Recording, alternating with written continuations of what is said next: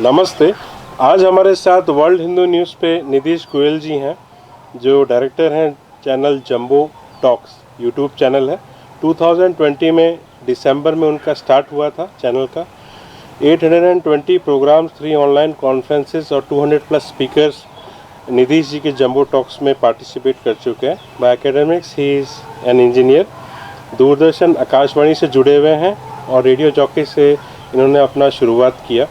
Nitish ji, thank you so much for being on World Hindu News Hindu talk show. Thank you Rahul ji, आपको आपने अपने platform पर हमें सम्मानित किया। Most welcome. आपका जो जंबो टॉक्स है उसकी क्या फिलॉसफी है, मिशन, इंस्पायरेशन आपको कहाँ से मिली और how did you start? Rahul ji, basically we start with saying on our channel जम्बूद्वीपे भरतखंडे आर्यावर्ते भारतवर्षे, और आई थिंक हमारे जो दर्शक देख रहे हैं उन्होंने कभी न कभी अपने घरों में यज्ञ हवन के समय सुना होगा। तो मैं हमेशा सुनता था कि अखंड भारत की बात हम लोग करते हैं, लेकिन अखंड भारत में भारत, पाकिस्तान, श्रीलंका, बांग्लादेश, म्यांमार, नेपाल, भूटान, इतना ही। लेकिन जब हम संकल्प करते हैं तो जम्बूद्वीप का करते हैं, और जम्बूद्वीप की बात करते हैं तो बात ज़रा विस्तृत हो जाती है। उसमें अगर हम बात करें महाभारत की, तो राजसूय यज्ञ के समय दिग्विजय यात्रा पर जब अर्जुन जाते हैं तो आज के साइबेरिया तक जाते हैं, उत्तर कुरु का वहाँ पर वर्णन है। तो ये जो हम यूरेशिया देखते हैं, बेसिकली दोनों अपने आप में कॉन्टिनेंट नहीं कहे जा सकते, क्योंकि महाद्वीप होने की पहली शर्त ये होती है कि आप चारों तरफ से पानी से घिरे हुए होने चाहिए, और ना तो यूरोप और ना एशिया, तो ये बेसिकली कॉन्टिनेंट भी नहीं कहलाए जा सकते। तो जम्बू के आगे द्वीप जुड़ा हुआ है। तो जहाँ की संकल्पना, जहाँ का संकल्प हम अपने यज्ञ हवन में लेते हैं, तो एटलीस्ट थोड़ा विस्तार की बात तो करें। तो जब विस्तार की उतनी बात करेंगे तो अखंड भारत हमारे पास में आएगा। तो फिर मैंने शुरुआत किया कि लेट्स स्टार्ट विद जम्बूद्वीप। तो मैंने यहीं से शुरुआत किया था, और उसके बाद में बेसिकली चैनल तो अपने नाम से था, Jambu talks was a series. लेकिन फिर मुझे लगा कि अगर ये प्लेटफॉर्म है, यहाँ पर प्रामाणिक तथ्य रखने वाले विद्वान आने वाले हैं, तो उसे अपने नाम से नहीं करना चाहिए। जो जिस दर्शन को लेकर के मैं आगे चल रहा हूँ, और जिस सिद्धांत को हम व्यावहारिक तौर पे लाना चाहते हैं, आज नहीं तो अगले 25 वर्ष में ही सही। एंड दैट्स वाई जब हमने ऑनलाइन कॉन्फ्रेंस की पहली, तो उसका थीम जो था, जिसमें 25 सत्र थे, पुनश्च जम्बूद्वीप, आखिर कब मिटेंगी गोरों की खींची लाइनें। और बड़ी अच्छी बात आपके दर्शकों को भी लगेगी और आपको भी जान के अच्छा लगेगा कि ये हमने 2021 में करा था, और 2022 में जब प्रधानमंत्री मोदी जी ने भाषण दिया 15 अगस्त को, तो उन्होंने पहली बार ये कहा अपने संबोधन में 2014 से 2022 में 8 सालों में, कि भारत को ब्रिटिश कॉलोनियल माइंडसेट से मुक्त होना होगा। और ये 9 महीने पहले अपने 25 के 25 भाषणों में हमने इसी थीम पर काम किया था। तो स्वामी रामदेव ने उसका उद्घाटन किया था, और ऐसा लगता है कि शायद हम सही दिशा में थे। तो जो बात हम सोच रहे थे, जो हम कह रहे थे, वो किस तरीके से वहाँ तक पहुँची। तो आई एम नॉट सेइंग कि उन्होंने हमारे कार्यक्रम देखे होंगे, लेकिन ये गुड वाइब्स पहुँची, और एक राष्ट्र प्रथम की बात जो है वो आगे बढ़ी। हम राष्ट्र प्रथम की बात करी, धर्म देवता की बात करी, और हम आगे बढ़े। सो ये चीज़ें चली हैं, इतना ही है। बहुत अच्छा आपने उसका हिस्ट्री, एम्स, ऑब्जेक्टिव, मिशन का वर्णन दिया। थैंक यू जी। हिंदू राष्ट्र जो कहते हैं जी, हिंदू राष्ट्र कॉन्स्टिट्यूशनली हिंदू राष्ट्र लोग चाहते हैं, या एक थ्योरेटिकल हिंदू राष्ट्र? क्या डेफिनेशन है हिंदू राष्ट्र की आपके अनुसार, जो कि भारत एक हिंदू राष्ट्र जब बनेगा तो वो क्या डिफरेंस होगा एज इस कंडीशन और टू बी में? देखिए, पहली तो भारत हिंदू राष्ट्र बनेगा ये मुझे नहीं ठीक लगता है। भारत हिंदू राष्ट्र था, है और रहेगा, ये बात एग्जैक्ट है। बात इतनी सी है कि जिस मान्यता को हम अपने अंदर लेकर के चलते हैं, उस मान्यता को विश्व अपनाता है या नहीं अपनाता, और विश्व कब अपनाएगा। देखिए, कोई भी बात जो है वो शक्ति की आराधना से चलती है, बिना शक्ति के काम नहीं चलता। और हमारे देवी देवता भी एक हाथ में शस्त्र और दूसरे हाथ में शास्त्र लिए हुए हमें हमेशा दिखाई देते हैं। तो अगर हम हाथ मिलाना जानते हैं, तो सामने वाले को ये भी पता लगना चाहिए कि इसके हाथ में इतना दम है कि आवश्यकता पड़ेगी तो यह हाथ को मरोड़ना भी जानता है। तो ये एक बड़ी महत्वपूर्ण बात है। तो आप हिंदू राष्ट्र अपने आप को मानते हैं, लेकिन संसार आपको हिंदू राष्ट्र के तौर पे मान्यता देता है नहीं देता, प्रमुखता देता है नहीं देता, तो वो बात आपके इंद्रधनुष से आएगी। इंद्रधनुष यानी कि आपके आर्थिक तौर पे आप कितने संपन्न हैं, सैन्य तौर पे आप कितने संपन्न हैं, एक सामाजिक तौर पे कितने संपन्न हैं, राजनीतिक तौर पे आप कितने संपन्न हैं, विद्या देवी के तौर पे आप कितने संपन्न हैं। तो यहाँ पर जब सभी तरह पे संपन्नता दिखाई देगी तो संसार आपको अपने आप आपके कहे अनुसार हिंदू राष्ट्र मानेगा, तब तक नहीं मानेगा।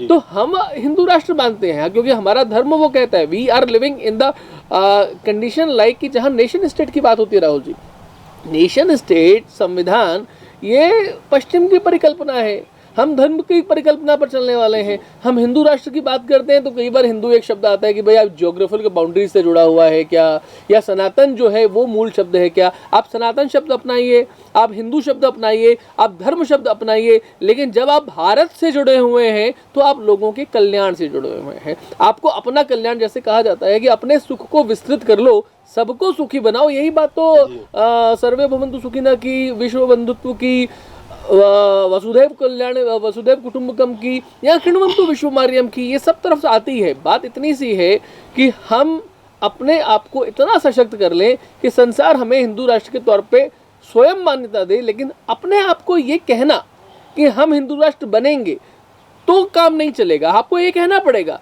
हम हिंदू राष्ट्र हैं, विश्व आपको मान्यता देगा जब आपके अंदर शक्ति का अनुभव उसे होगा। जी, बहुत बहुत धन्यवाद नीतीश जी। सीए और यूसीसी के अलावा जो कानून हैं, लेजिस्लेशंस हैं, लॉज हैं, क्या क्या और चाहिए? आप एक्सपेक्ट करते हैं कि मोदी जी के 9 साल हो गए, अगले 5 साल में भी मोदी जी ही आ रहे हैं, ये सबको दिख रहा है। आपकी क्या एक्सपेक्टेशंस हैं कि क्या क्या कानून as a must Modi government को ले आने चाहिए भारत में, जिससे कि हिंदूज का एम्पावरमेंट हो, सनातन पावर्ड रहे और जस्टिस और इक्वलिटी का माहौल बने? देखिए, आप बात ठीक कह रहे हैं कि क्या क्या कानून लाने चाहिए। पहली बात तो हम लोगों को ये देखनी चाहिए कि जो हमारे पास अभी का कॉन्स्टिट्यूशन है, राहुल जी, कई बार लोग कहते हैं कि भाई इस कॉन्स्टिट्यूशन से काम नहीं चलेगा, ये इस कॉन्स्टिट्यूशन बाहर का है। बात तो सही है कि हम लोगों ने बहुत सारे लोग देशों के कॉन्स्टिट्यूशन को मिला करके अपना कॉन्स्टिट्यूशन बनाया। इसमें हमारा कितना है ये इस डिबेट में मैं अभी नहीं जाना चाहता, लेकिन ये बात भी है कि इसी कॉन्स्टिट्यूशन का उपयोग करके पिछले 70 साल में सरकारों ने बहुत घृणित कर्म जो है वो किए हैं, और इसी कॉन्स्टिट्यूशन का उपयोग करके मोदी सरकार ने ट्रिपल तलाक के लिए भी काम किया, मोदी सरकार ने धारा 370 के लिए भी काम किया। इसी कॉन्स्टिट्यूशन के उपयोग से आज श्री राम मंदिर बनने का न केवल मार्ग प्रशस्त किया, बल्कि कुर्मा द्वादशी 22 जनवरी 2014 को भव्य श्री राम मंदिर हमारे सामने प्रत्यक्ष हमें दिख रहा है। रामलला जो है वो गर्भगृह में प्रवेश करने वाले, सब संविधान के नजरिए पे। काशी में जो हो रहा है आज ज्ञानवापी, ज्ञान का कुआं, ये कोई इस्लामिक थ्योरी नहीं हो सकती है। तो ये बहुत प्रत्यक्ष दिख रहा है कि वहाँ पर जो है वो मंदिर ही है और शिवलिंग ही है। मथुरा की बात भी आ रही है, इसी संविधान से आ रही है। तो जो संविधान आपके पास में है उसका अपने हित में कैसे उपयोग लेना, ये काम भी आप कर लें तो इसी संविधान से आपका काम आसानी से हो जाएगा। लेकिन नियत जो है, जो चरित्र जो है, वो आपकी सरकार का होना चाहिए, वो है तो समस्या नहीं है। रही बात सीएए की, तो बिल्कुल होना चाहिए। यूसीसी के बिना देखिए काम नहीं चलेगा। आप कश्मीर में चाहे कुछ भी, आज कई बार लोग कहते हैं कि भाई आज कश्मीर में क्या परिवर्तन आ गया धारा 370 हटने के बाद में, लेकिन कश्मीर में धारा 370 35 से हटे बिना आप वो काम नहीं कर सकते थे जो आज कश्मीर में हो रहा है और आने वाले 5 सालों में होगा। 70 साल की खाई को राहुल जी आप 10 साल में नहीं हटा सकते। एक नरेंद्र मोदी तो छोड़िए, पूरे जितने सांसद 283 2014 में थे, अगर वो नरेंद्र मोदी के क्लोन भी आ जाते तो भी भारत को जो 1000 वर्षों में हमने जितना खोया, मूलतः 90 वर्षों में, 2047 की बात करें अगर हम, तो 70 वर्षों में जितना हमने खोया उसको रसातल से धरातल तक लाने में बड़ा लंबा समय लगेगा। तो अभी तो अगर हम इतना भी बात कर लें कि सीएए, यूसीसी, अगर माइनॉरिटी कमीशन की हम बात करें, वक्फ की अगर हम बात करें, तो ये भी हट जाएगा, क्योंकि पूरी दुनिया में केवल भारत एकमात्र ऐसा देश है जहां बहुसंख्यक को वो अधिकार प्राप्त नहीं है जो उसे होने चाहिए। तो बहुसंख्यकों का सशक्तिकरण हो जाए, उन्हें ये लगने लगे कि हम इस देश में सर्वाधिक जनसंख्या में है। आपके नाम वाले जो राहुल गांधी है जो कहते हैं कि जिसकी जितनी जनसंख्या, जिसकी जितनी संख्या उसकी उतनी भागीदारी, तो हिंदू समाज की भागीदारी इस भारत में सर्वाधिक होनी चाहिए। और उसके सशक्तिकरण के लिए भी अगर सामान्य बात हो जाती है वो तभी हो जाता है जब आप रेलवे की जो क्षेत्रफल है और सेना का क्षेत्रफल है उसके बाद में तीसरे नंबर पे वक्फ बोर्ड का आता है। तो अगर आप वक्फ बोर्ड के ऊपर कुछ काम कर लेते हैं, अल्पसंख्यक आयोग की भारत में क्या आवश्यकता। पूरी दुनिया में मुस्लिम मेजोरिटी अगर किसी देश में सर्वाधिक है तो उसमें भारत का नाम अग्रणी आता है। तो आप सेकंड मेजोरिटी में है, 18 करोड़ 20 करोड़ जो आपकी जनसंख्या है, तो 20 करोड़ की जनसंख्या कई कम जनसंख्या होती है। तो भारत में माइनॉरिटी में होने चाहिए, पारसी आने चाहिए, जैन आने चाहिए, सिख आने चाहिए। तो उनकी जगह आपने किसे माइनॉरिटी में रखा है ये समझ में आना चाहिए। तो इतना भी काम हो जाता है तो बहुत बड़ा काम आप कर जाएंगे। थैंक यू निमिष जी आपके व्यूज़ के लिए। 2024 में जो जनरल इलेक्शंस हैं उसमें मोदी जी की जो विक्ट्री के चांसेस हैं as a fair practical view point without any appeasement, जी। आपका क्या व्यू है कि क्या उनकी विक्ट्री 2014-19 से भी बढ़कर होगी? 350 से नीचे कहीं नहीं गए। मतलब मेरा बहुत क्लियरली मानना है, मैंने अभी जो कॉन्फ्रेंस किया था उसका शीर्षक भी हमने थीम लाइन यही दी थी, हिंदू भारत मोदी 3.0। और 2018 में हम देखेंगे 2018 में 3 स्टेट्स बीजेपी ने लूज किए थे, तीनों स्टेट 2023 में बीजेपी ने विन किए हैं, दैट इज राजस्थान, मध्य प्रदेश और छत्तीसगढ़। और बहुत सामान्य तरीके से विन नहीं किए, बहुत बढ़िया मेजोरिटी के साथ में विन किए हैं। एक स्टेट में आप थे तो आप वहाँ से आप लेकर के आए हैं, दैट इज मध्य प्रदेश। राजस्थान में आप नहीं थे, राजस्थान में आप लेकर के आए और पूरे बहुमत के साथ में अच्छी तरीके से लेकर के आए। और आपने जो मंत्रिमंडल बनाया, आपने जो मुख्यमंत्रियों का चयन किया, उसमें भी आपने पूरी तरीके से बदलाव कर दिया। तो लोगों को ये समझ में आता है कि आप में शक्ति है, आप बदलाव कर सकते हैं, केवल पुरानी चीज़ों को नहीं बल्कि आप नए चेहरों को। और जो कार्यकर्ता जो समझा जाता था कि भाई दरी पट्टी बिठाने का काम करता है, उसी व्यक्ति को आप उठा करके मुख्यमंत्री बनाने की एक क्षमता रखते हैं। तो आप एक जनरेशन चेंज जो है, पीढ़ी दर बदलाव जो है उसके पक्षधर हैं।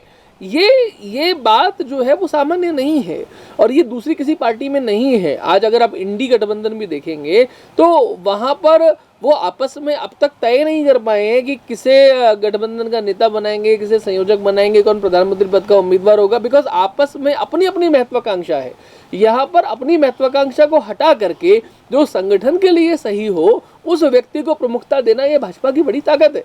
और इसीलिए ऐसा लगता है कि विंध्याचल के उस पार दक्षिण में भी, जो तमिलनाडु की अगर हम बात करेंगे तो अन्नामलाई जिस तरीके से काम कर रहे हैं, आप देखेंगे अगले 1 वर्ष में आपको बड़ा परिणाम मिलेगा। मुझे नहीं लगता कि 303 तो पिछली बार भाजपा की 2019 में था। इस बार भाजपा जिस तरीके से काम करी और मोदी जी का जिस तरीके से चीज़ें बढ़ी और राम मंदिर के बाद में आप देखिएगा जो उभार आएगा, मुझे नहीं लगता कि 350 से कम सीटें भाजपा के पास में आने वाली हैं। थैंक यू आपके ओपिनियन के लिए निधीश जी। निधीश जी, इंडिया अलायंस के कुछ लीडर्स ने सनातन धर्म पे बहुत ही डेफेमेटरी स्टेटमेंट्स कहे थे और बहुत ही आपत्तिजनक बातें बोली थी। उस पे जो इंडिक अलायंस है उसका जो नेशनल लीडर्स हैं और पार्टी के मेंबर्स हैं, उन्होंने कुछ ओपिनियन क्रिटिसाइज़ नहीं किया, जबकि बहुत 130 करोड़ हिंदूज़ हैं प्लस वर्ल्ड वाइड। ऐसा क्यों है कि हिंदूज़ और उनके सनातन धर्म पे ये डेफेमेटरी आपत्तिजनक बातें जानबूझ के की जाती हैं और इसका जो इंडिक अलायंस है उसमें कोई भी नेता उसके लिए कुछ नहीं बोलता, साइलेंस रखता है? देखिए Rahul ji, India alliance basically मैं ये बात कहता हूँ कि the person is anti Hindu, the person is anti Bharat. और ये पूरा का पूरा गठबंधन है, ये एंटी हिंदू वाले लोगों का ही गठबंधन है। तो वो उनको कभी लगा ही नहीं कि हिंदू एक साथ हो सकता है, हिंदू एक साथ लेकर के काम कर सकता है। तो उन्हें आज भी ऐसा लगता है कि आप किसे आपको लेना है। जो जय भीम और जय मीम की बात होती थी कि अगर मुस्लिम्स हमारे साथ में आ जाए, माइनॉरिटी हमारे साथ में आ जाए और दलित जो है वो हमारे साथ में, SC ST जो है वो हमारे साथ में आ जाए तो हमारा काम चल जाएगा। तो जातियों में तोड़ना, विभक्त करना, देखिए भारत की व्यवस्था वर्ण व्यवस्था की परंपरा रही थी। वर्ण व्यवस्था वो कार्यात्मक है, कार्य के अनुसार।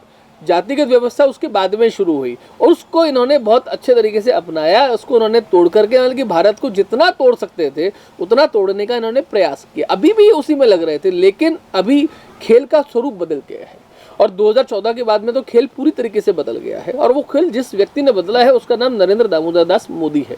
ये लोग अभी भी पुराने पैटर्न पर ही खेल रहे हैं। इन्हें लगता है कि हिंदू धर्म को गाली दीजिए, राम जी को गाली दीजिए, सीता माँ को गाली दीजिए, भगवान श्री कृष्ण के बारे में जोक्स बनाइए, चुटकुले बनाइए तो काम चलेगा। अब ऐसा नहीं चलेगा। ये दौर डिजिटल का दौर है। लोग इतिहास खंगाल लेते हैं, वो ये समझ लेते हैं कि आपके कहने की मंशा क्या है, आपका खुद का इतिहास क्या है, आपका खुद का चरित्र क्या है। तो जिस तरीके से ये काम कर रहे हैं वो किसी भी तौर पे इनके पर्सनल हित में तो जाने वाला ही नहीं है। ये सोच उनकी है, और ये बड़ी मंदबुद्धि बालक वाली सोच है। जो उदयनिधि स्टालिन ने कहा कि भाई अब देखेंगे तो तमिलनाडु में कितनी बड़ी जनसंख्या बेसिकली हिंदुओं की है।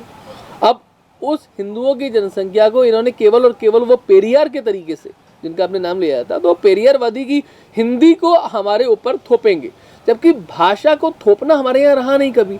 आप तमिल में, तेलुगु में, कन्नड़ में, मलयालम में जितनी भाषाओं की समृद्धता, जितनी बोलियों की समृद्धता, जितनी वेशभूषा की, खान पान की समृद्धता भारत में है, उतनी विश्व के किसी भी देश में नहीं है। तो ये हमारी संस्कृति है, और उसी के आधार पर ये हमको तोड़ना चाहते थे। तो अब तक तोड़ा वो हुआ, लेकिन उस समय जो हमारी करिकुलम हुआ करता था, हमारी शिक्षा पद्धति हुआ करती थी, वो जितना पढ़ाया जाता था उतना मालूम होता था। अभी आपके हाथ में एक सामान्य सा 6 इंच का मोबाइल है, उसमें आपके पास में इंटरनेट है। इंटरनेट के लिए आपको ज़्यादा पैसा देना नहीं पड़ता है, आप सब चीज़ें निकाल लेते हैं, बुक्स निकाल लेते हैं, ऑनलाइन पढ़ लेते हैं, आपको मालूम चल जाता है। इसलिए ये जो कर रहे हैं ये इनका पुराना चरित्र है, वो चरित्र निकल करके सामने आ रहा है। इसकी कीमत इन्हें अदा करनी पड़ेगी। एंड दैट्स वाई मैंने आपसे कहा था कि 350 सीटें कम मोदी जी किसी भी हालत में से कम स्वीकार नहीं करेंगे, आएंगी भी नहीं, से ज़्यादा आएंगी। जी, बहुत बहुत थैंक्स आपके एनालिसिस के लिए। निधीश जी, राजस्थान में जो रिसेंट घटनाएं हुई हैं और जिहादियों ने हिंदुओं पे हमला किया है और Hindu human right violation Rajasthan में बढ़ रहा है, उसका क्या रीज़न है और वो किस तरह से अब जो नई गवर्नमेंट आई है ऑनरेबल सीएम भजनलाल शर्मा जी की, वो क्या उसमें एक्शन ले सकती हैं और क्या मिसिंग है राजस्थान में? जो जैसे आप गुजरात में देखते हैं तो हिंदू एनलाइटेंड हैं और हिंदूज अवेयर हैं गुजरात में, ऐसी एमपी में भी हिंदूज काफ़ी ज़्यादा अवेयर हो चुके हैं, यूपी में हो रहा है। तो what is missing in Rajasthan and what is required यहाँ पे कि हिंदू अवेयरनेस और आए और हिंदूज यूनाइट हों?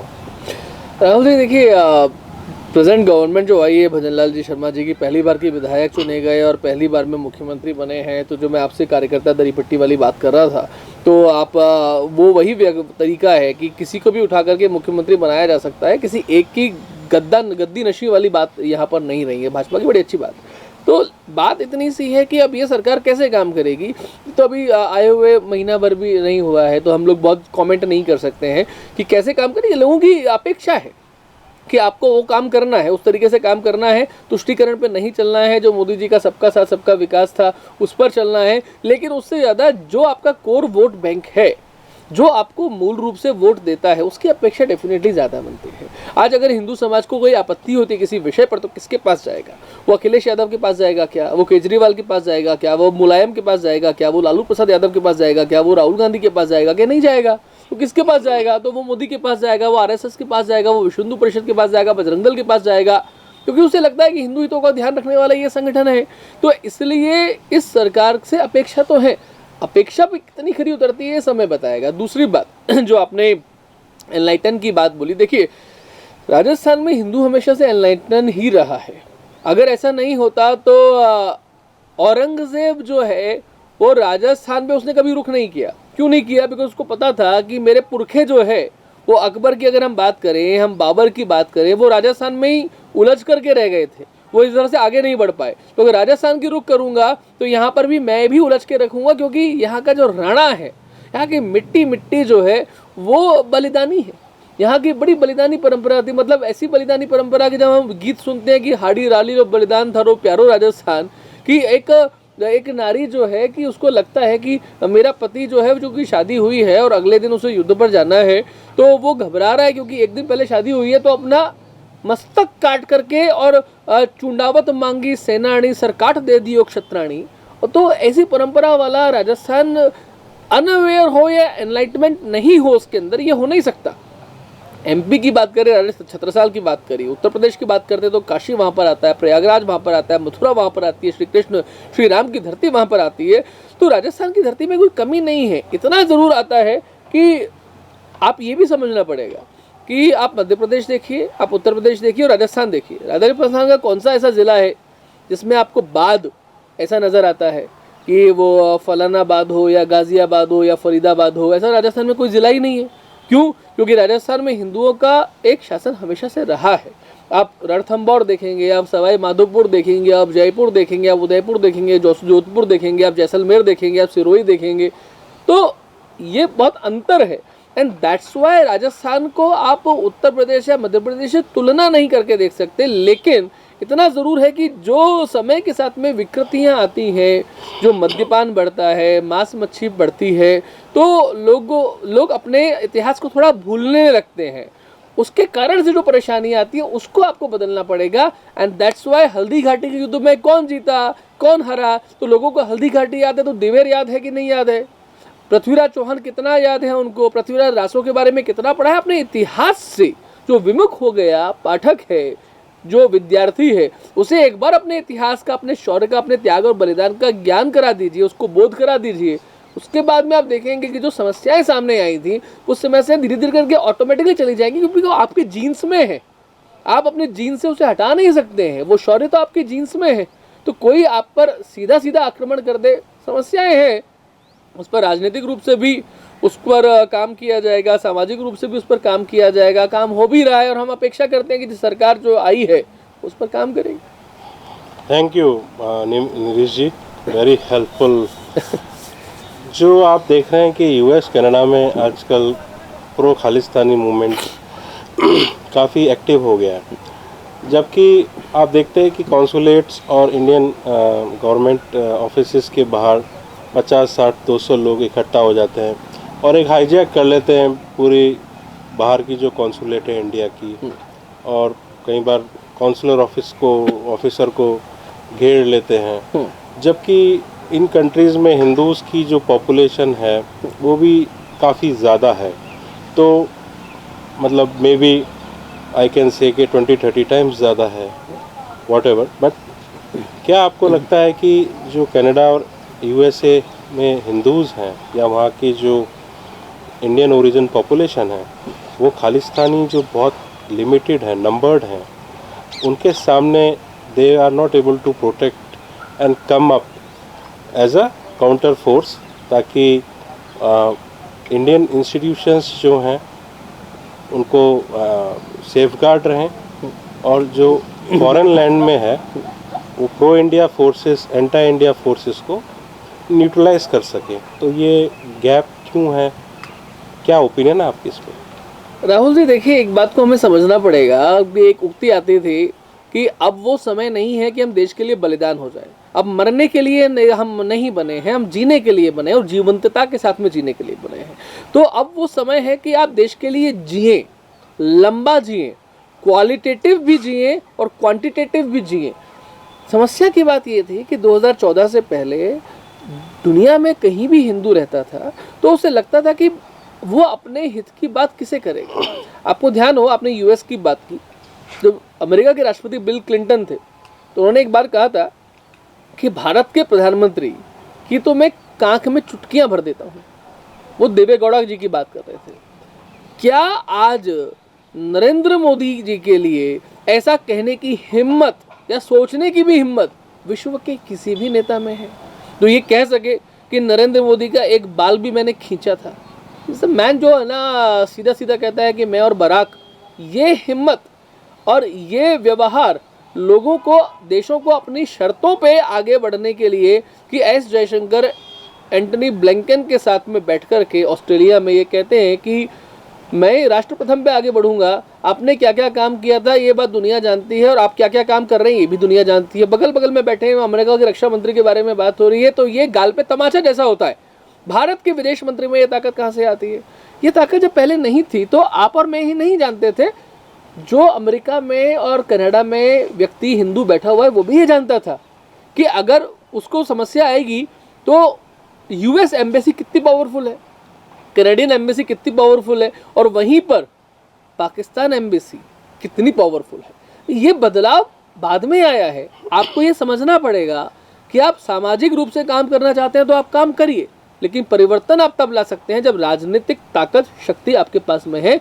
जब तक वो नहीं होती आप नहीं कर सकते हैं। तो ये परिवर्तन अब आने लगा है और आप देखेंगे आज कनाडा में भी जो चीज़ें थोड़ी बहुत हमें पॉजिटिव दिखने लगी हैं। और जब आप चीज़ें आपको दिखने लगेंगी कि संघर्ष बढ़ चला है, तो संघर्ष तभी बढ़ता है जब सामने वाले को ये लगने लगता है कि यह व्यक्ति अब संघर्ष करने के लिए आगे बढ़ आया है। वरना पहले तो उसे लगता था कि ये तो नरम है, इस नरम को क्या, ये तो रसगुल्ले की तरीके से इसको कभी भी निचोड़ देंगे इसका रस।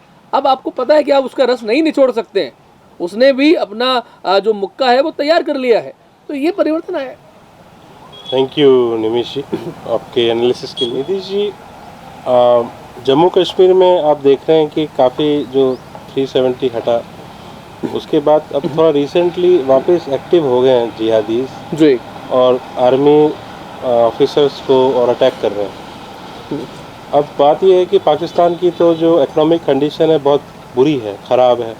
गल्फ़ कंट्रीज़ भी इंडिया के दोस्त हैं और ओवरऑल वेस्टर्न कंट्रीज़ में भी जो इस्लामिक टेररिस्ट नेटवर्क है उस पर काफ़ी ऑब्जर्वेशन करके उनकी फंडिंग स्टॉप हो चुकी है। तो अब ये जो अटैक हो रहे हैं, डेफिनेटली फंडिंग आ रही है कहीं से जी, और चाइना तो कंटिन्यूस देता ही है funding as a part of secondary sponsorship. लेकिन ये जो एग्रोवेटेड फंडिंग है, इस कहाँ से आ सकती है? ये बॉलीवुड से वापस आ रही है, फिल्म इंडस्ट्रीज़ के कुछ पठान्स, या चाइना ने एडिशनल फंडिंग स्पॉन्सर कर दिया है, या व्हाट इज़ योर ओपिनियन जो इन जिहादियों को माल आ रहा है, कहाँ से आ रहा है? देखिए राहुल जी, अगर हम पिछले 2000 सालों का इतिहास देखते हैं तो धर्म को पसंद करने वाले लोग संसार में वही लोग होते हैं जो सुखमय जीवन जीना चाहते हैं। बाकी अगर आप इस्लामिस्ट की बात करेंगे, आप कम्युनिस्ट की बात करेंगे, आप चर्चेस की बात करेंगे, तो उन्होंने केवल और केवल संहार के अलावा, मारने पीटने के अलावा, प्रताड़ना के अलावा, क्रुएलिटी के अलावा कुछ और नहीं किया। क्रूसेड से लेकर के आप स्टालिन तक जाएंगे, आप माओ तक जाएंगे, तो करोड़ों लोगों को यूं ही मार डाला गया है। ऐसे में भारत की भारतीयता, भारत का धर्म, भारत की आत्मा ऊपर उठे, ये किसको अच्छा लगेगा? तो अमेरिका इज़ अ व्यापारिक कंट्री, चाइना इज़ अ व्यापारिक कंट्री। आज अमेरिका भारत के साथ में है तो क्यों है? क्योंकि उसे दिख रहा है कि चाइना अगर उठेगा तो चाइना को रोकने के लिए किसको चाहिए? तो भारत चाहिए। तो भारत के साथ में भारत और अमेरिका के संबंध मनमोहन सिंह के समय में भी उतने अच्छे नहीं थे जितने अच्छे संबंध अब हो गए हैं। लेकिन उस समय वो डिफेंसिव मोड पे काम करते थे कि हम करेंगे तो इसका जो रिजल्ट है वो क्या होगा। लेकिन अभी आप डील करिए, आपको जो डील करनी है, जो कागज़ पे हस्ताक्षर कराने कराइए, लेकिन काम हम अपनी शर्तों पे करेंगे। हमें एनर्जी चाहिए, हमें गैस चाहिए तो हम रशिया से भी लेंगे, हम यूएसए से भी काम करेंगे, चाइना से भी। हमने अपने फ़ायदे के लिए जहां पर एग्रीमेंट हो सकता है वहां पर एग्रीमेंट किया। आपको सऊदी अरबिया से लेना है तो सऊदी अरबिया से भी लेंगे, आपको मॉरिशस से काम कराना है, G20 अब G21 हो गया, अफ्रीका को आपने शामिल करा लिया। ऐसा कराया किसी और देश ने कराया क्या? नहीं कराया। फंड्स तो देखिए, जो भारत को पसंद नहीं करेगा, इसको लगेगा कि धर्म वाले लोग आगे बढ़ रहे हैं, तो वो फंड वहाँ से देगा। और पैसों की कमी ना तो गल्फ कंट्रीज़ के पास में है, पैसों की कमी ना अमेरिका के पास में है, ना चाइना के पास में है। तो भारत को जो उठता हुआ नहीं देख सकता, वो पैसा भारत के विपक्ष में देगा। आप सोच सकते हैं क्या कि दिल्ली के मुख्यमंत्री के पास में अपना प्रचार अभियान चलाने के लिए पैसा कहाँ से आएगा? दिल्ली का ही तो मुख्यमंत्री है, एक शहर ही तो है जिसको एक राज्य का तमगा दे दिया गया, उसके पास में इतना पैसा कहाँ से आता है? कांग्रेस के पास में आज भी इतना पैसा कहाँ से आता है? कौन देता है? भारत का उद्योगपति तो नहीं देगा, बिकॉज उद्योगपति तो जानता है ना कि सरकार के साथ में ही उसकी सुविधाएं जुड़ी हुई हैं। तो भारत का उद्योगपति कितना पैसा देगा और क्यों देगा? तो पैसा कहाँ से आता है? इटली से आ रहा है क्या? इटली के राष्ट्र प्रमुख भी अगर भारत के प्रधानमंत्री नरेंद्र मोदी के साथ में आकर के गलवैयाँ करते हैं, गलवैयाँ से मतलब गलत मत निकालिएगा, एक तरीके से एक ऐसा जुड़ाव बनता हुआ लगता है कि विश्व में, जो मैंने शुरुआत में जम्बूद्वीप की बात की थी, कि वो भारत का कनेक्शन जोड़ रहे हैं किसी न किसी तरीके से आपसे, और भारत का ब्रांड एम्बेसडर बनकर के भारत का व्यक्ति कौन जा रहा है? तो जो भारत विरोधी ताकतें हैं वो तो आपसे आपके लिए उल्टा पड़ेंगी ही पड़ेंगी। तो वो पैसा अमेरिका से भी आएगा। इसलिए एक कंट्री का नाम लेना ये गलत हो जाएगा। ये पैसा गल्फ से भी आएगा, ये यूएस से भी आएगा। जो पुराना यूएस, आज अगर हम देखें कि रशिया और यूक्रेन के बीच में युद्ध की बात आती है, तो क्या वाकई में रशिया और यूक्रेन लड़ रहे हैं? यूक्रेन की क्या इतनी ताकत है कि वो रशिया से लड़ जाएगा? तो यूक्रेन के सपोर्ट में कौन खड़ा हुआ है? तो नाटो कब बना? तो संयुक्त राष्ट्र महासंघ कब बना? तो द्वितीय विश्व युद्ध कब हुआ था? तो एक क्रोनोलॉजी पूरी देखनी पड़ेगी, किसके विरुद्ध बना था। तो ये पूरा का पूरा जियो पॉलिटिकल अप्रोच है। Thank you Nidhi ji. ये जो बॉलीवुड इंडियन फिल्म इंडस्ट्री आप देख रहे हैं कि गुलशन कुमार जी के मर्डर के बाद बहुत एंटी हिंदू हो गई और कंटिन्यूअस 20-25 साल से एंटा हिंदू, एंटा इंडिया कंटेंट, कुछ डायरेक्टर्स, प्रोड्यूसर्स, एक्टर्स, जो एक सेलेक्टिव लॉबी है जिसको खान मार्केट गैंग के नाम से भी जाना जाता है, वो जानबूझ के जो आइडियोलॉजिकल ब्रेन वॉशिंग है new generation, x generation, future generations का बहुत ज़्यादा हुआ है। धर्म के अगेंस्ट वो हो गए, उनको मजाक लगते हैं अपने कल्चर, संस्कृति, धर्म, फेस्टिवल्स। और अभी भी 9 इयर्स हो गए मोदी जी गवर्नमेंट को और आईबी मिनिस्टर्स काफ़ी चेंज हो गए। जो आइडियोलॉजिकल कोहेरेंसी और स्ट्रेटनेस आना चाहिए, प्री गुलशन कुमार जी के टाइम के वजह से मूवीज़ बनती थी, फैमिलीज जी, अच्छे गाने आते थे, उसमें अच्छे बातें, धार्मिक जो हमारे पद्धतियाँ उनको ढंग से बताया जाता था और प्रॉपर प्रोजेक्ट किया जाता था हिंदुज़म को, सनातन धर्मा को, हिंदूज़ को, उनके कल्चर्स, स्क्रिप्चर्स को। वो क्यों नहीं आ पा रहा है? अभी तक आप देख सकते हैं कि मजाक बना रखा है और कोशिश यही रहती है एक सेलेक्टिव ग्रुप में कि किसी न किसी तरीके से वो अपना रिपोर्ट कार्ड बना लें, ताकि जो ISI दाऊद या जो बॉलीवुड पे जिन्होंने कब्ज़ा कर रखा है अपना नेशनल इंटरनेशनल लेवल पे, इतनी बड़ी 20,000 करोड़ की इंडस्ट्री पे, वो बना रहे। राहुल जी देखिए, एक मैं आपको एग्जांपल देता हूँ कि IAS लोगों का सिलेक्शन जब वो एक बार हुआ था और मोदी जी ने उससे संबोधित किया था, तो उस बीच में एक बात कही गई थी कि हम किसी को सस्पेंड नहीं कर सकते, ना ही सस्पेंड किसी को करना चाहते, ब्यूरोक्रेसी को आप पूरे तरीके से ख़त्म नहीं कर सकते, लेकिन आपको वेट भी करना होगा, बिकॉज बहुत सारे लोग रिटायर भी होंगे, नए लोग रिक्रूट भी होंगे। तो ये मैंने इसलिए बोला क्योंकि भारत में ब्यूरोक्रेसी एक बड़ी ताकत है, ठीक वैसे ही भारत में नरेटिव मीडिया भी एक बड़ी ताकत है। तो जिस व्यक्ति ने अपना जीवन भर किसी से पैसा लेकर के काम चलाया है, तो वो आज कोई और सरकार आने के बाद में उसके पक्ष में बोलने लग जाए तो संभव नहीं है एकदम से, क्योंकि उसका बंगला, उसकी गाड़ी, उसके नौकर चाकर, उसका विदेशों से आना जाना, ये सब कहाँ से फंडेड रहा है, तो वो उसी के पक्ष में बोलेगा, क्योंकि वो उसी का दास रहा है, गुलाम रहा है, उसका भक्त नहीं रहा है, उससे उसका प्रेम नहीं है, लेकिन उसका डर भी है। तो आज अब अगर आप देखेंगे, मैं आपसे एग्जांपल दूं कि मेघना गुलजार ने भी एक फिल्म बनाई, सैम बहादुर। अब देखने से ऐसा लगता है सैम बहादुर से मॉनिक शॉ पे बनी हुई फिल्म है, लेकिन ये फिल्म जहाँ पर एंड होती है, ये लोग जो देखना चाहते थे वो उस फिल्म में नहीं है। इंदिरा गांधी के बारे में जो चीज़ देखना चाहते थे वो उस फिल्म में नहीं है, लेकिन लोगों की भावनाओं को समझते हुए कि भैया ये चल रहा है इस समय, तो लाइए ये दे देते हैं। आदि पुरुष बनाई, ये चल रहा है इस समय, चलिए ये परोस देते हैं। लेकिन आप ये देखेंगे कि जो OTT प्लेटफॉर्म्स है उस पर बहुत सारा ऐसे कंटेंट भी आ रहा है जो नेशनलिस्टिक है।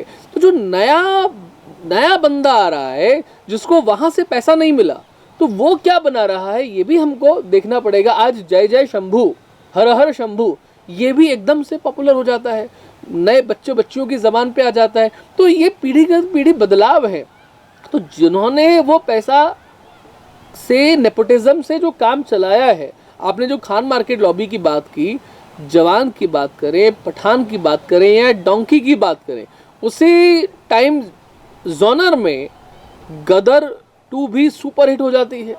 उसी टाइम जॉनर में एनिमल नाम की एक फिल्म भी आ जाती है, जिसके लिए लोग कहते हैं कि बड़ा वायलेंस है, लेकिन आप पूरा देखेंगे तो आपको मालूम चलेगा कि उसमें किस तरीके से कुछ चीज़ों को ऐसा प्रेडिक्ट किया गया है जिसका प्रेडिक्शन की कल्पना KGF 2 में एक सीन था जिसमें यश जो है, जो उस फिल्म के हीरो थे, वो ये कहते हैं कि नारी अगर नाराज हो जाए, कुपित हो जाए, तो उससे लड़ते नहीं है, उसकी भक्ति करते हैं, उसकी चरण वंदना करते हैं, उसके सामने हाथ जोड़ते हैं, नतमस्तक होते हैं। ये डायलॉग भी आप किसी प्राइम जोनर की फिल्म में पहले नहीं देख सकते थे। तो ये बदलाव आया है। बदलाव मैंने आप जो पहले कहा था कि बदलाव आने में समय लगेगा, आपको करण जौहर से, शाहरुख खान से, सलमान खान से, आमिर खान से अलग हटने में, बिकॉज ये नेपोटिज्म की औलादें हैं, इनसे अलग हटने में समय लगेगा। तब कोई विद्युत जामवाल सामने आएगा और वो बात करेगा कि कलराई पट्टू जो है वो कैसा है। निधीश जी, जैसे विश्व में आप बाकी अब्राहमिक फेथ्स में देखेंगे, जैसे तो काफ़ी सम्मान मिलता है, सपोर्ट मिलता है सोसाइटी से और प्रमोट किया जाता है ताकि वो अपने जो कॉज है उसको आगे बढ़ा सकें। जी जी। हिंदूज में अनफॉर्चुनेटली आप देखेंगे कि जो हिंदू एक्टिविस्ट हैं उनकी अगर socio financial they are seeking help from business houses, society to work in their young age, अपने जवान समय में वो देश और धर्म के लिए करना चाहते हैं, तो वो नेसेसरी सेटअप एब्सेंट है। सेकेंडली, अगर वो कभी विक्टिमाइज हो जाते हैं लीगली, फिजिकली या सोशली या पॉलिटिकली, तो उसका भी सपोर्ट सिस्टम एब्सेंट है उनको।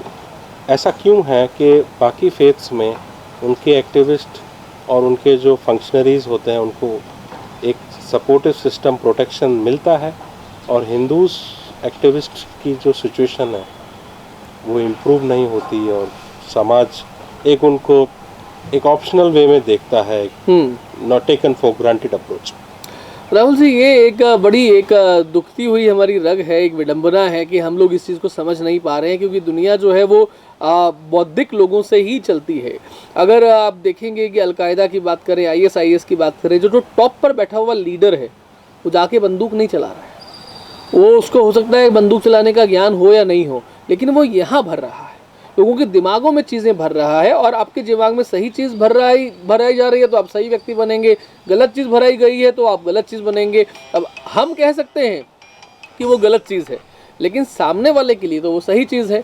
तो पॉइंट यहीं पर आ जाता है कि हमारे लोग आज भी अगर आप किसी मंदिर के लिए काम कर रहे हैं, धर्मशाला के लिए काम कर रहे हैं, किसी को भोजन खिला रहे हैं, तो उसके लिए आपको धन देने के लिए, मैं जो समझ पाया आपकी बात को, तैयार है।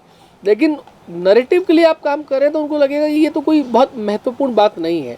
शायद ये इसलिए भी हो जाता है कि पिछले 70 साल में हमने जो एक एजेस देखे हैं, तो हम दीपावली तो मनाते हैं, माँ लक्ष्मी की पूजा करते हैं, वैभव की बात करते हैं, लेकिन हमारे यहाँ बहुत ऐसा एक जोनर रहा है कि पेट भरने के लिए आपके पास में नहीं है, आपके पास में बहुत कपड़ा नहीं है खरीदने के लिए, आपके पास में अपने घर की छत नहीं है, किराए के मकान में आप रहे हैं, तो आपको ऐसा लगता है कि पहले मैं अपने परिवार को उठा लूँ, उसे बढ़ा लूँ।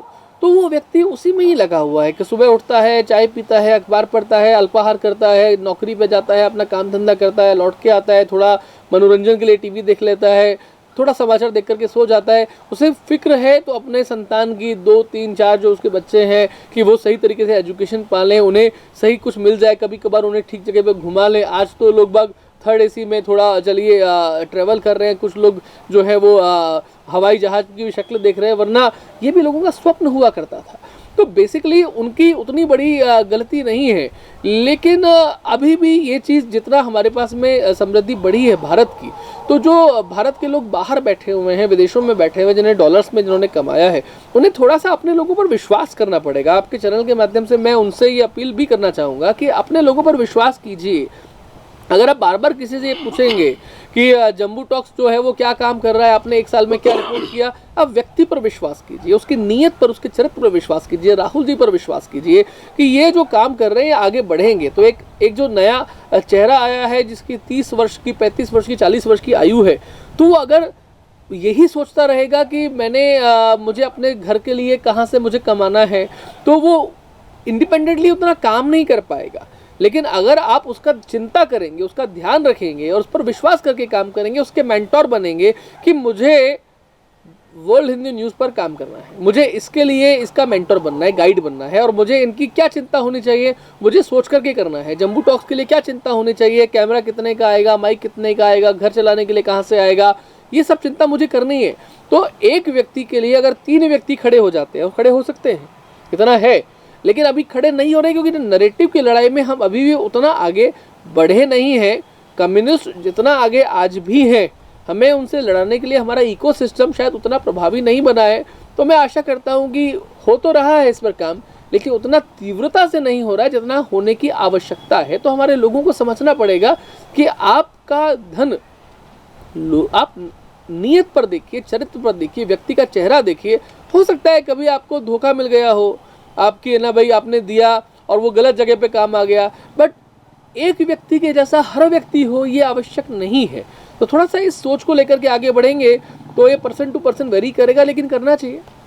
बहुत अच्छा आपने इस पे मोटिवेशनल कंटेंट दिया है। Thank you so much Nidhish जी।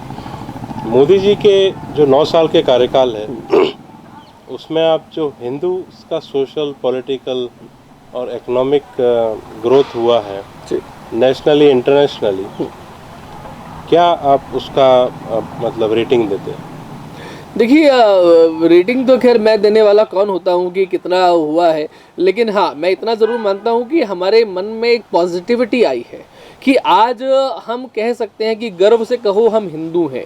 हिंदू शब्द जो पहले एक कम्युनल माना जाता था, आज आपको हिंदू कहने पर थोड़ा गर्व होने लगा है। आज हिंदू हित के बारे में बात होने लगी है, हिंदू हित के बारे में हम सोचने लगे हैं, उसके बारे में हम उत्साह से भगवा झंडा अपने घरों पर फहराने लगे हैं। तो ये एक लोगों के मन में अगर हर हर शंभू की बात आ रही है, बच्चा गा रहा है, और पहले कोई कहता था कि बच्चा बच्चा राम का, जन्मभूमि के काम का, तो लगता था विश्व हिंदू परिषद का है, राष्ट्रीय स्वयंसेवक संघ का है, बजरंग दल का है। लेकिन आज डीजे पर गाने चल रहे हैं कि जब न्यू ईयर पे अगर 2024 का जब शुरुआत हुई तब डीजे पर गाने उस तरीके चलने लगे, राम की बात चलने लगी, और टेक्नो म्यूजिक में वो चीज़ आ रही है। और नया लड़का जिसका किसी संगठन से कोई तालमेल नहीं है, वो भी उस गाने पर थिरक रहा है और आराम कर रहा है, मस्ती कर रहा है, एंजॉय कर रहा है। तो ये चीज़ अब समाज में गई, नीचे नीचे तबके में गई, और बच्चा उसे गाने लगा, लड़कियां उसे गाने लगी हैं। तो हो सकता है उन्हें उसका पता नहीं हो, लेकिन मन में ये बात जाना भी ये अपने आप में एक बहुत बड़ी प्रगति है। तो ये प्रगति, और ये जो मैंने आपको इसीलिए बोला क्योंकि ये करने वाला कोई गुलजार नहीं है, जावेद अख्तर नहीं है, कोई राजकुमार हिरानी नहीं है। एक नया डीजे, एक नया गायक, एक नया लिरिसिस्ट, वो ये काम कर रहा है क्योंकि उसने उन लोगों से पैसा नहीं खाया, उसने उन लोगों से पैसा नहीं कमाया। तो ये रेटिंग जो है उसका तो मैं नहीं दे सकता, लेकिन हाँ विश्व भर में हिंदू की छवि न केवल निखरी है बल्कि वो निखर करके एक नए स्वरूप में लोगों के सामने आई है, ये पक्का है।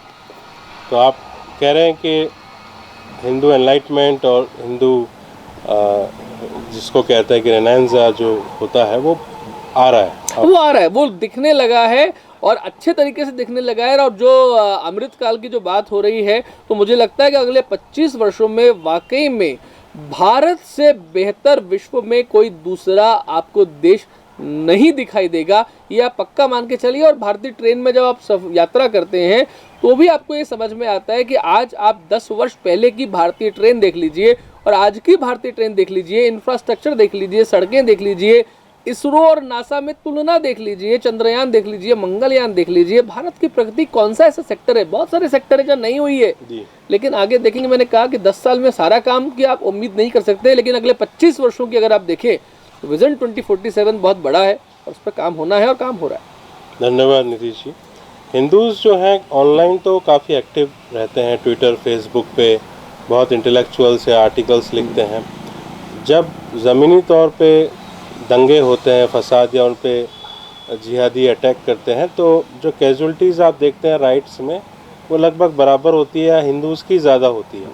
तो क्या वो अपनी, ठीक है एडमिनिस्ट्रेशन, पुलिस, ये सीआरपीएफ, आर्मी तो आता है एक टाइम बाद, अलर्ट जब हो जाता है, लेकिन एक इनिशियल कॉम्बैट जब होता है तो हिंदूज़ काफ़ी ज़्यादा सफ़र करते हैं। तो क्या फिज़िकली वो क्यों काउंटर नहीं कर पाते हैं जिहादीज़ को? देखिए, फिजिकली काउंटर करने के लिए सामने वाला अगर 2 हाथ और 2 पैरों से आपके पास में आएगा तो आपके पास भी 2 हाथ और 2 पैर हैं, लेकिन सामने वाला तलवार लेकर के आएगा तो आपके पास में क्या है? तो आपके घर में नहीं है ना। आपके घर में सब्जी काटने वाला चाकू, ये मैं ये नहीं कह रहा कि आप वो लेकर के बैठिए, लेकिन उनके पास में वो है। उन्होंने बचपन से बकरा काटा है, उसका खून नालियों में बहता हुआ देखा है। तो गला रेतना उनके लिए सामान्य प्रक्रिया है। उससे हम जो है हम चींटी को आटा डालते हैं, मछलियों के लिए गोलियां डालते हैं, आटा डालते हैं, हम कुत्ते के लिए भी एक रोटी निकालते हैं, हम गाय माता के लिए भी रोटी निकालते हैं। तो मानव मात्र के लिए, जीव मात्र के लिए काम करने वाले लोग हैं। तो ऐसे में हम ये अपेक्षा नहीं करते कि कोई छोटी सी भी घटना होगी तो किसी मजहब को मानने वाले लोग जो हैं या किसी रिलीजन को मानने वाले लोग, उनके पूजा पाठ स्थलों से, जिन्हें वो उपासना स्थल कहते हैं, वहाँ से ये चीज़ होगी जो हमने कश्मीर में देखी है। कैसा हुआ था कि एक जो दो पड़ोसी जिनके बारे में कहने हम तो बड़े अच्छे पड़ोसी हैं, अपने कश्मीर फाइल्स देखी तो मालूम चला कि भैया एक पड़ोस में रहने वाले किसी व्यक्ति ने ये कहा कि वो ऊपर बैठा हुआ है, ऊपर छुपा हुआ है और चावल की बोरी में छुपा हुआ है। किसने बताया? तो ये नैरेटिव वहीं से शुरू होगा। तो आप इसलिए मात खा जाते हो कि आपके पास में ना अस्त्र शस्त्रों की वो शिक्षा रही, ना आपके घर में वो अस्त्र शस्त्र रहे, और आपकी कल्पना में भी नहीं हो सकता कि आप जिसके साथ में आप समोसा खा रहे हैं, रसमलाई का आनंद ले रहे हैं, अगले दिन कहीं से कोई उद्वेग आया, कोई उत्तेजना आई और आप केवल काफिर बन के रह गए। हिंदूज और हिंदुइज्म के लिए जो बिगेस्ट फियर है जी, एक तो आइडियोलॉजिकल है, एक फिजिकल है। फिजिकल लेवल पे आपको वर्स्ट केस सिनेरियो में क्या लगता है कि चाइना आर्मी मार्च कर रही है या ऑक्यूपाई कर रही है, परसिक्यूट कर रही है, जिहादिस्ट पाकिस्तानी आर्मी परसिक्यूट कर रही है, कम्युनिस्ट लाल सलाम आर्मी परसिक्यूट कर रही है, या हिंदूज का जो कास्ट सिस्टम है वो एक सिविल वॉर इंस्टिगेट कर रहा है? वर्स्ट केस सिनेरियो आप क्या देखते हैं in case when there is जो पेट्रियोटिक फोर्सेस हैं वो डिसमेंटल वीकन हो, तो क्या भारत का हाल हो सकता है? देखिए, चाइना की कोई औकात नहीं है कि वो भारत पर अटैक कर दे। पाकिस्तान की कोई औकात नहीं है वो भारत पर अटैक कर दे। हम लोग ये सुनते ज़रूर हैं कि चाइना के पास में इतनी पनडुब्बियां हैं, उसके पास में इतने लड़ाकू विमान हैं, उसके पास में इतनी बड़ी आर्मी है, लेकिन अगर आप चाइना का इतिहास देखेंगे तो दो युद्ध लड़े हैं, एक भारत के साथ में 1962 में और दूसरा वियतनाम के साथ में। वियतनाम जैसे छोटे से देश में कमर तोड़ दी थी चाइना की, उसके साथ में तो वो जीत नहीं पाए थे।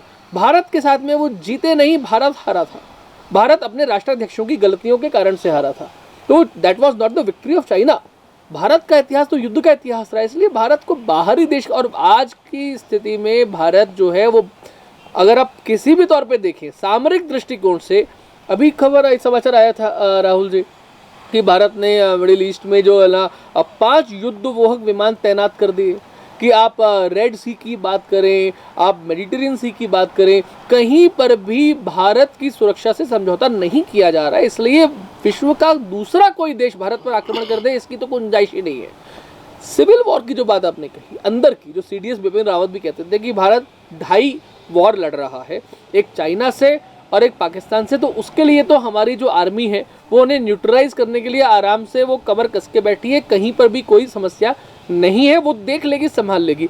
हमें संभालना है गृह युद्ध की आशंकाओं को, क्योंकि जब भी कॉल होगा तो आप बंगाल में देखते हैं, आप केरल में भी देखते हैं, और जब हमने देखा कि कन्हैया लाल जब उदयपुर में होता है, हम अलग अलग हम लोग जब अंकित की बात हुई है, ध्रुव त्यागी की बात हुई, दिल्ली में दिल्ली राइट्स की बात हुई, यहाँ पर हमें संभलना पड़ेगा। तो हमें हिंदू समाज को यहाँ पर सशक्त करना पड़ेगा। उसके मन में जिस भी तरीके का भय व्याप्त है उसे राजनीतिक सामाजिक तौर पे निकालना पड़ेगा, उसको एम्पावर करना पड़ेगा राजनीतिक तौर पे, सामाजिक तौर पे। उसकी सुरक्षा के लिए जो मैंने शुरुआत में कहा था कि बहुसंख्यक समाज को आप शक्ति दें, आप वो आपके पास में आकर के निर्भयता रूप से कह सके कि हमारी ये समस्या है और उस समस्या का समाधान निकले, ऐसा आपको करना पड़ेगा। तो बेसिकली हमें जो समस्या है, जो जिस डर की बात करें, वो अंदर की है, गृह युद्ध की है।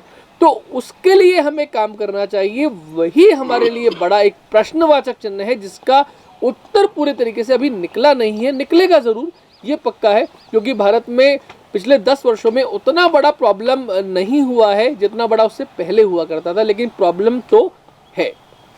ये जो आरक्षण है शिक्षा में, जॉब्स में, नौकरियों में, और ये जातिवाद जो सरकारी रूप से आरक्षण जाति के बेसिस पे हो रहा है जी, वो कितना हार्मफुल है, कितना खतरनाक है हिंदू यूनिटी के लिए भारत में? राहुल जी नहीं होना चाहिए। मैं बिल्कुल रिजर्वेशन को सही नहीं मानता हूँ। द पॉइंट इज, लेकिन जो भारत का इस समय जो सिस्टम चल रहा है, आप लोग देखेंगे कि बिहार में राष्ट्रीय स्वयंसेवक संघ के सरसंघचालक मोहन भागवत जी ने एक स्टेटमेंट दे दिया था कि रिजर्वेशन की समीक्षा होनी चाहिए। एक इंटरव्यू था, ऑर्गेनाइजर के संपादक प्रफुल्ल केतकर जी ने इंटरव्यू लिया था ऑर्गेनाइजर के लिए, समीक्षा की बात की थी। आप बिहार इलेक्शन हार गए थे। आज भी अगर आप बात करें तो राजस्थान में, मध्य प्रदेश में, छत्तीसगढ़ में जो चुनाव हुए उसमें कांग्रेस का वोटिंग परसेंटेज कितना आया है, तो वो बहुत ज़्यादा घटा नहीं है। राजस्थान में 0.2% बढ़ा है, मध्य प्रदेश छत्तीसगढ़ में 0.5%, 0.7% घटा है। बहुत ज़्यादा कोई सुपड़ा साफ हो गया वैसा नहीं हुआ। तो आज की समस्या ये है कि आप रिजर्वेशन के ऊपर अगर डिसीजन लेते हैं, निर्णय लेते हैं, तो आप पॉलिटिकली डाउन हो जाएंगे, आपकी सरकार चली जाएगी, और सरकार चली जाने के बाद में सरकार जिसकी आएगी वो आपके लिए क्या काम करेगी? तो रिजर्वेशन नहीं होना चाहिए, ये टॉप लीडर जानता है अच्छे तरीके से, लेकिन रिजर्वेशन पे काम नहीं कर सकता, क्योंकि वो ये भी जानता है कि जिस दिन आपने ये कर दिया उस दिन सोशल पॉलिटिकल फैक्टर खत्म हो जाएगा, आपकी सरकार चली जाएगी, जो भी आपने काम किया था वो डूब जाएगा। एंड दैट इज वाई अभी समय लगेगा, जब तक हिंदू समाज एक तरीके से, वो कहते हैं ना, जो मोतीचूर का लड्डू होता है, सॉफ्ट होता है कानपुरी का लड्डू, वैसा नहीं, आपको एक सशक्त लड्डू चाहिए, एक हार्ड लड्डू चाहिए। वैसा आप नहीं बन जाते और बड़ा लड्डू नहीं बन जाते, तब तक काम नहीं चलेगा। धन्यवाद नीतीश जी। आप अपने लाइफ में किन लोगों को थैंक्स कहना चाहेंगे, धन्यवाद देना चाहेंगे, आपके गुरु, फैमिली, जिनसे आपको मोटिवेशन मिला इस कार्य को करने के लिए? जंबो टॉक से लाखों लोगों को अच्छी बातें बताना, देश के बारे में, धर्म के बारे में अवेयर करना, किसका आप धन्यवाद देना चाहेंगे?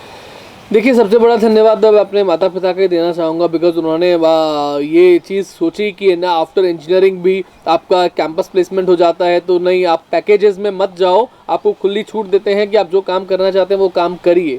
तो बिकॉज हम जानते हैं कि हिंदू हितों के लिए काम करने वाले लोग, जो लोग होते हैं, उनका लाइफस्टाइल वैसा नहीं होता है। अगर आज मैं इंजीनियरिंग करके 2007 में मैंने इंजीनियरिंग किया, तब से लेकर मैं अब तक लगता तो लैक्स ऑफ पैकेजेस में खेल रहा होता। आपके वीकेंड्स जो होते हैं, कभी कहीं मने रहे होते, कभी कितने देशों की यात्राएं कर चुके होते। तो अब तक मैंने रिसेंटली केवल एक देश की यात्रा की, वो भी वर्ल्ड हिंदू कांग्रेस में भाग लेने के लिए बैंकॉक, थाईलैंड गया। उसी समय मेरा पासपोर्ट बना, उससे अलावा हम लोग नहीं गए कहीं पर भी। सो वो क्यों नहीं हुआ? बिकॉज आपके पास में, आपकी जेब में उतना कुछ है नहीं है। तो उसके विपरीत भी जिन्होंने आपका सपोर्ट किया और आपको दिया कि आप वो काम करिए, तो आपके पुण्य, आपकी पूर्व जन्मों की पुण्याई भी है, जिसके कारण से आपका ऐसे परिवार में प्रवेश हुआ, आपको सद संस्कार मिले, आप उस संस्कारों को आगे बढ़ा रहे हैं, अगले जनरेशन में आगे बढ़ा रहे हैं। तो मैं तो पूरा धन्यवाद जो दूंगा अपने माता पिता का दूंगा, जिन्होंने अपना आशीर्वाद बनाए रखा और कठिन समय में भी कहा कि नहीं, अगर तुम्हारे साथ में कोई भी विपत्ति आपत्ति आती है तो हम हैं, हम खड़े हैं। और उसके बाद में आपकी जीवन संगिनी जो धर्मपत्नी होती है, बिकॉज अगर वो आपके साथ में नहीं हो और आपको कहे कि नहीं ये काम आप करोगे तो घर में चूल्हा नहीं चलेगा या ऐसी चीज़ आएगी, तो वो आपके साथ में नहीं खड़ी है, तो आप नहीं कर सकते। तो वो सबसे महत्वपूर्ण है, माता पिता और जीवन संगिनी। उसके बाद में हमारा जो समाज है, हमारे जो आचार्य हैं, जो हमें पल पल पे सिखाते रहते हैं, वो है। लेकिन सबसे पहले मैं जिन 3 लोगों का धन्यवाद दूंगा, वो माता पिता और हमारी जीवन संगिनी।